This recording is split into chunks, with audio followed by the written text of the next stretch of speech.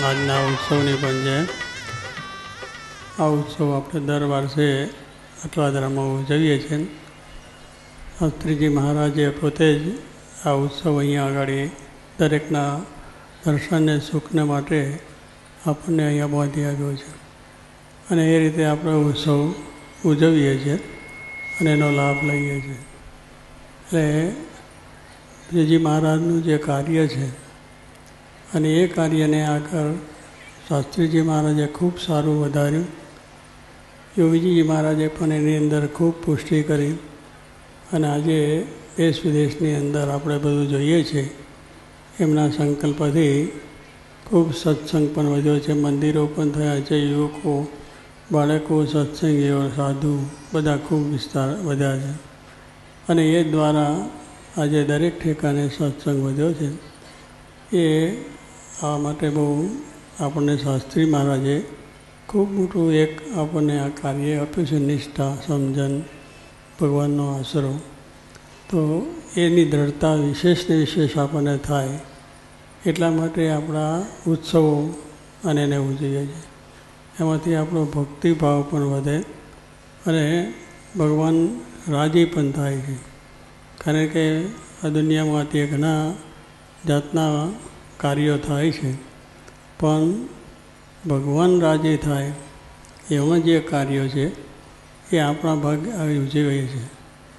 કારણ કે આપણે બીજા ઉત્સવો તો થાય છે એ આનંદ પ્રમોદ માટે હોય છે. દુનિયાની અંદર આપણને એનો લાભ થાય એ થાય, પણ એથી કે આપણા આત્માને શાંતિ ના થાય. આત્માને શાંતિ થાય એ તો ભગવાનના આશરો, ભગવાનની ભક્તિ અને દૃઢતા એ થાય તો જ આપણા આત્માને શાંતિ છે અને તેનાથી જ આપણને સુખ અને શાંતિ વર્તે છે. કારણ કે ઘણી જાતની સંપત્તિ આપણને મળે, ઘણી જાતના વૈભવો પણ મળે, એ આપણા શરીરને મનને આનંદ માટે હોય છે, પણ એથી આપણી આત્મશાંતિ થતી નથી. પણ ભગવાનનો આશરો થાય, ભગવાનને આપેલું જે જ્ઞાન, એમને આપેલા જે વાત, એ જેટલી દૃઢતા થાય એટલું આપણને શાંતિ થાય છે. કારણ કે મનને શાંતિ થવા માટે બીજો કોઈ ઉપાય નથી. એટલા માટે જ આપણે આ જ્ઞાનની અંદર બધાએ ઊંડા ઉતરીને એ વાતને વધારે આપણે લોકો સમક્ષ રજૂ કરીએ એ મોટી સેવા છે. લોકો સાથે બીજું તો સમાજ સેવા, એ સેવાઓ કરીએ જરૂર છે, કરવી પણ જોઈએ, બધું થવું પણ જોઈએ. પણ જે ભગવાનની જે વાત છે, આત્મા પરમાત્માની વાત છે, અક્ષર અને પુરુષોત્તમની વાત છે, એ જેટલી આપણે કરીએ એટલું દુનિયાને શાંતિને સુખ થાય, લોકોને પણ એમાંથી ડરતા વિશેષને વિશેષ થાય છે. એટલે જેમ મહારાજે ગુણાત્યાન સ્વામી બધા સંતોએ વાત કરી છે કે આ પ્રમાણે આ લોકનું સુખ તો ક્ષણિક ને નાશવંત છે. ક્ષણિક છે અને નાશવંત પણ છે. એ આપણે જોઈએ છીએ, સાંભળીએ છીએ, અનુભવ પણ થાય છે કે જાય છે, ક્ષણિક જ છે, થોડા સમય માટેનું છે. આપણે ધાર્યું હોય કે હું આટલા વર્ષ કરીશ તો થઈ શકતું નથી. ક્યારે દેહ પડી જાય, ક્યારે શું થઈ જાય એની કંઈ ખબર નથી. છતાં પણ એની વિશે આપણી આસક્તિને લઈને કરીએ છીએ. પણ એ જે ક્ષણિક છે ને નાશવંત પણ છે. નાશવંત એટલે નાશ પામી જાય. શરીર છૂટ્યું એની સાથે બધું જ ચાલ્યું જાય. શરીર છે એ છૂટી ગયું અને ત્યાર પછી એની સાથે બધું જ ચાલ્યું જાય. ગમે એટલા વિચારો કર્યા, ગમે એટલું આયોજન કર્યું હોય, ગમે એટલી વ્યવસ્થા કરી હોય, તો પણ એ આપણે કાયમ માટે રહેતું નથી. તો એ નથી, એને માટે આપણે પ્રયત્ન કરીએ છીએ અને જે કાયમનું છે, શાશ્વત છે, એને માટેનો પ્રયત્ન કરવો, એને માટે આ જ્ઞાન છે. તો એવી રીતે જ્યારે સ્વામી કે આપણા વચનામૃત જેવું જ્ઞાન, હમણાં જેમ વાત થઈ આપણને કે વચનામૃત એ ગ્રંથ બહુ જ મહારાજે આપણને આપ્યો છે. બહુ સુંદર ગ્રંથ છે. ઘણું એની અંદરનું રહસ્ય શાસ્ત્રોનું છે. મહારાજે સર્વશાસ્ત્રોનો સાર પણ કરીને આપ્યું છે. એનું જો આપણે ખરેખર વાંચન કરશું અને એમાંનું જ્ઞાન જો આપણને દ્રઢ થશે તો સ્વામી કંઈ બીજું કંઈ સમજવાનું છે નહીં. બીજી કંઈ વાત આપણે જોવાની નથી કે એ જ વસ્તુ છે કે એમાં લખેલું જ્ઞાન એ સાચું છે અને જ્યારે સ્વામી કહે છે એ જ્ઞાન થયા પછી બીજા જ્ઞાનની પણ જરૂર નથી. દુનિયાનું જ્ઞાન છે, વિજ્ઞાન પણ આપણે વધુ છે, બધું જ્ઞાન છે, પણ એ જ્ઞાન પણ આપણને કામ ઉપયોગી નથી થતું. પણ જ્યારે આ જ્ઞાન થાય છે ત્યારે બધા જ્ઞાનનો કોઈ ઉપયોગ આપણને નથી.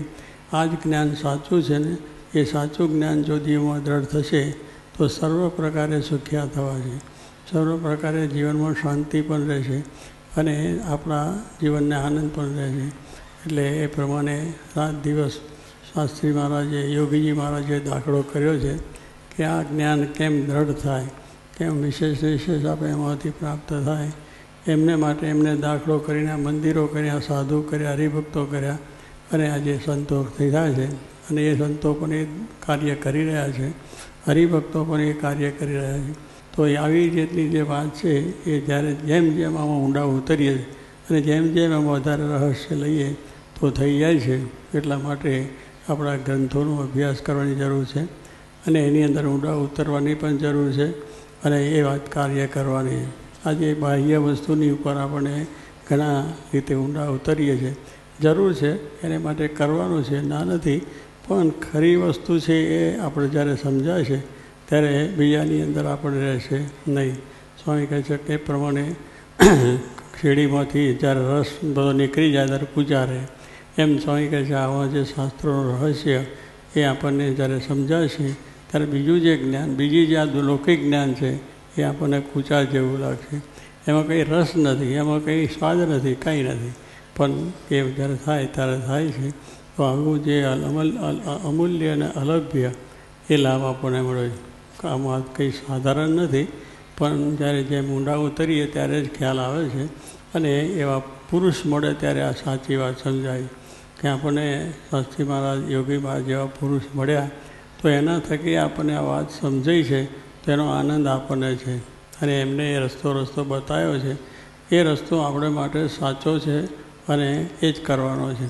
કરવું બીજું છે, સંસારમાં છે એટલે નોકરી, ધંધા, વ્યવસાય તો કરવાના જ છે, પણ એની સાથે સાથે આપણે જે મૂળ વસ્તુ શું કરવા આવ્યા છે એ આ છે.